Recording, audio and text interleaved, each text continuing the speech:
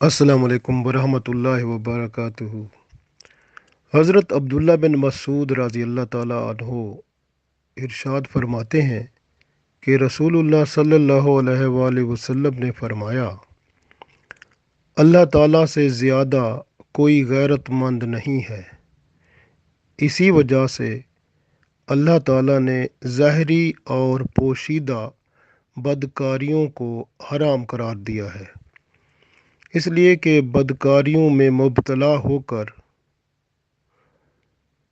अल्लाह की गैरत को चैलेंज ना किया करें, वरना किसी भी वक्त अल्लाह की गिरफ्त में आ सकते हैं।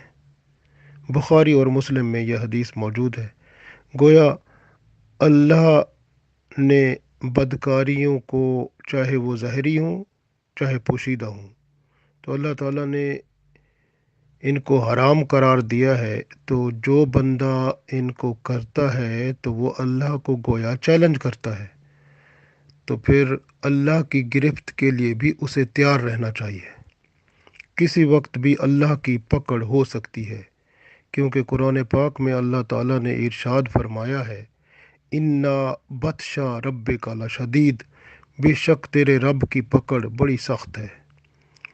तो इस वजह से बंदा जो बुराई और बेहयाई और बदकारी में पड़ता है, तो सोच लेना चाहिए कि किसी वक्त भी अल्लाह की पकड़ में आ सकता है। हज़रत अबू सालबा रज़ी अल्लाह ताला अन्हो फरमाते हैं कि रसूलुल्लाह सल्लल्लाहु अलैहि वसल्लम ने इरशाद फरमाया, अल्लाह ताला ने कुछ फ़राइज़ मुकर्रर किए हैं, उनको तुम ज़ाय मत करना, और कुछ अल्लाह ताला ने हदूद मुकर्रर की हैं, उनको मत फलांगना, यानी उन हदूद से आगे ना गुज़र जाना, उनके अंदर ही रहना। और अल्लाह ताला ने कुछ अशिया हराम फरमाई हैं, उनकी तरफ ना लपकना। और कुछ बातों में अल्लाह ताला ने रहमत की वजह से खामोशी इख्तियार फरमाई है, तो उनको तुम कुरेदना नहीं है, उनको खोदना नहीं है, उनमें उलझना नहीं है। तो जिन बातों में अल्लाह ने खामोशी इख्तियार फरमाई है, तो उनमें ना उलझना है, ना उनको कुरेदना है, ना उनको खोदना है। लिहाजा वो अल्लाह की रहमत की वजह से हैं। तो लिहाजा हमें फ़राइज़ ज़रूर अदा करने चाहिए, अल्लाह की हदूद में रहना चाहिए, और जो हराम अशिया हैं उनसे बचना चाहिए, और अल्लाह ताला ने जिस चीज़ का हुक्म नहीं दिया उसके पीछे नहीं पड़ना चाहिए। हज़रत अनस रज़ी अल्लाह ताला अन्हो फरमाते हैं कि रसूलुल्लाह सल्लल्लाहु अलैहि वसल्लम ने इरशाद फरमाया, नेकी का दिल में नूर होता है, यानी बंदा नेकी करता है तो उसके दिल में नूर आ जाता है, रोशन हो जाता है अंदर से, चेहरे में रौनक होती है। नेकी का दिल में नूर होता है, चेहरे में रौनक होती है, और अमल में कुव्वत होती है। और गुनाह से दिल में स्याही होती है, और अमल में सुस्ती हो जाती है, और चेहरे में बदनुमाई हो जाती है। तो लिहाजा हमें गुनाहों से बचना चाहिए, नेकियां करनी चाहिए, ताकि चेहरे में रौनक भी आए, अमल में कुव्वत भी पैदा हो, तेज़ी से अमल हो, यानी सुस्ती भी ना हो, अल्लाह की रहमत भी हो, और दिल भी नूरानी होता रहे। हज़रत अब्दुल्ला बिन अब्बास रज़ी अल्लाह ताला अन्हो इरशाद फरमाते हैं कि ए गुनाहगार, अपने अंजाम बद से बेफिक्र मत हो। जब तुझे इल्म हो कि तू गुनाह कर रहा है, तो फिर इल्म होने के बावजूद गुनाह करता है, तुझे शर्म ही नहीं आती। इल्म होने के बावजूद तू गुनाह मत कर। जब तू गुनाह में लगा हुआ हो और तुझे अपने दाएं बाएं कंधे पर बैठे फरिश्तों से हया ना आए, तो ये गुनाह तेरा सबसे बड़ा गुनाह बन जाता है। اسی طرح جب تو ہنستا ہے، کہہ لگاتا ہے، تجھے اس چیز کا علم نہیں ہے کہ اللہ نے تیرے ساتھ کیا معاملہ کرنا ہے، تو لہٰذا اپنی آخرت کا فکر کر۔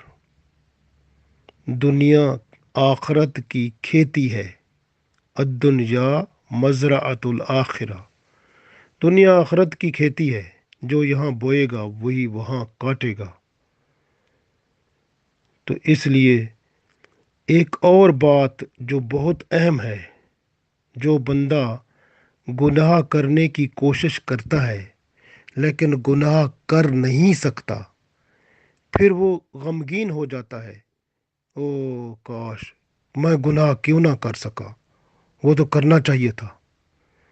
یہ اس افسوس کرنا، یعنی گناہ نہ کرنے پر افسوس کرنا کہ کاش مجھ سے وہ گناہ ہو جاتا، کیوں نہیں ہوا، ایسا افسوس کرنا اس گناہ سے بھی بڑھ کے گناہ ہے۔ تو بندے کو اللہ کا خوف رکھنا چاہیے، کیونکہ اللہ ہر وقت بندے کی ہر حالت کو جانتا ہے۔ حضرت وہب بن منبہ نے بھی یہی فرمایا ہے کہ بندہ جب نافرمانی کرتا ہے تو اس کو چاہیے کہ وہ اللہ کی زمین سے بھی نکل جائے۔ حضرت حسن بصری رحمۃ اللہ علیہ فرماتے ہیں کہ جب کوئی شخص اللہ کی نافرمانی کرتا ہے تو اللہ تعالیٰ اس کو ذلیل کر دیتا ہے۔ حضرت عمر بن عبدالعزیز رحمۃ اللہ علیہ نے ایک خطبے میں ارشاد فرمایا کہ افضل عبادت فرائض کی ادائیگی ہے اور حرام سے پرہیز کرنا ہے۔ حضرت بلال رحمۃ اللہ علیہ بہت بڑے ولی گزرے ہیں، وہ فرماتے ہیں کہ تم چھوٹے چھوٹے گناہ جو کرتے ہو تو ان کو تم چھوٹا نہ سمجھو، یہی چھوٹے گناہ بڑے بن جاتے ہیں اور پھر اللہ کی نافرمانی میں تمہیں دلیر کر دیتے ہیں۔ گناہ کا چھوڑنا توبہ کرنے سے زیادہ آسان ہے۔ انسان چھپ کر تو گناہ کرتا ہے، اور دن کے وقت اس بندے پر جو چھپ کر گناہ کرتا ہے اس پر اس کی ذلت چھا جاتی ہے۔ حضرت مالک بن دینار رحمۃ اللہ علیہ فرماتے ہیں کہ گزشتہ زمانے میں ایک جوان نے گناہ کیا۔ جب وہ غسل کرنے نہر پر آیا تو اپنے گناہ کو یاد کیا اور رک گیا اور شرما کر لوٹنے لگا، تو نہر سے آواز آئی کہ اے نافرمان، اگر تو میرے قریب آتا تو میں تجھے غرق کر دیتی۔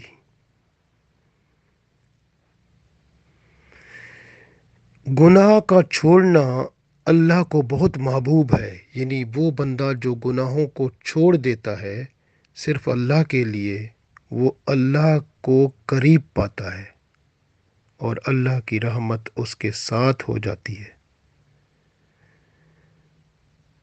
اللہ کے نزدیک چھوٹا گناہ بھی بڑا ہو جاتا ہے، کیونکہ ہمیں کوئی پتہ نہیں ہے کہ اللہ کو کون سی ہماری خطا بہت بڑا گناہ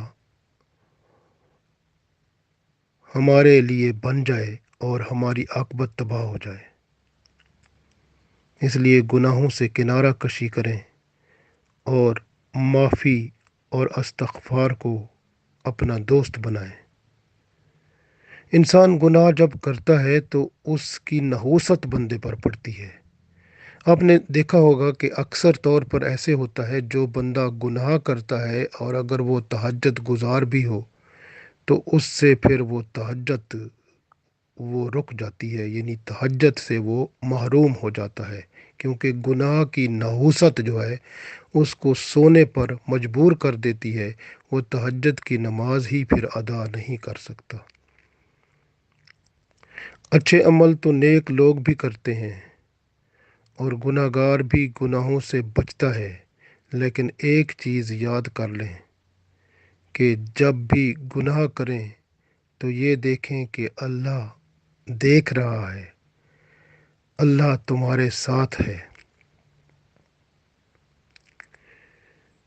اللہ جب بندہ اس کا گمان کر لیتا ہے کہ اللہ بندے کے ساتھ ہے اور فرشتے اس کے جو کچھ بھی عمل ہم کرتے ہیں اس کو لکھ رہے ہیں، تو بندے کے دل میں اگر اس کا ایمان جاگ رہا ہے تو گناہ نہیں ہو پاتا، اللہ کی رحمت ہو جاتی ہے اور بندہ گناہوں سے بچ جاتا ہے۔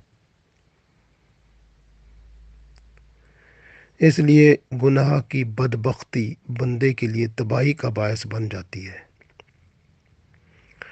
حضرت ابو ہریرہ رضی اللہ تعالیٰ عنہ فرماتے ہیں کہ نبی پاک صلی اللہ علیہ وآلہ وسلم نے ارشاد فرمایا کہ آپ کا پروردگار ارشاد فرماتا ہے، اگر میرے بندے میری فرما برداری شروع کر دیں تو میں ان کے لیے رات کے وقت بارش برسایا کروں، یعنی اپنی رحمتیں ان پر نازل فرما دیا کروں، اور دن کو دھوپ نکالا کروں اور ان کو بادل کی گرج بھی نہ سناؤں، تاکہ وہ رات کو سکون سے آرام سے سو سکیں۔ اللہ تعالیٰ بندے پر مہربان ہے اور اللہ کی مہربانی بندے پر اور زیادہ ہوتی جاتی ہے جب بندہ اللہ کی طرف قربت کرتا ہے، برائی سے نفرت کرتا ہے اور نیکیوں کی طرف رغبت کرتا ہے۔